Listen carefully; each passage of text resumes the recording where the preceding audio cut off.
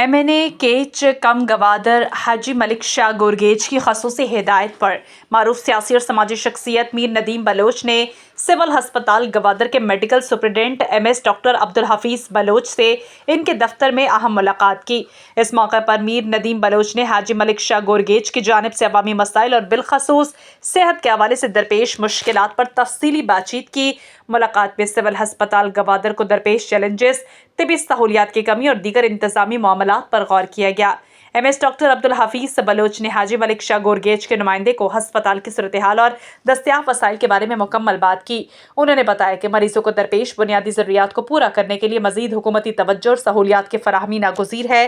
तमाम तर तफसीलात सुनने के बाद मीर नदीम बलोच ने MNA हाजी मलिक शाह गुरगेज को आगाह किया, जिस पर MNA ने अवामी मफाद में सिविल हस्पताल गवादर को दरकार तमाम बुनियादी सहूलियात की फराहमी की भरपूर यकीन दहानी कराई।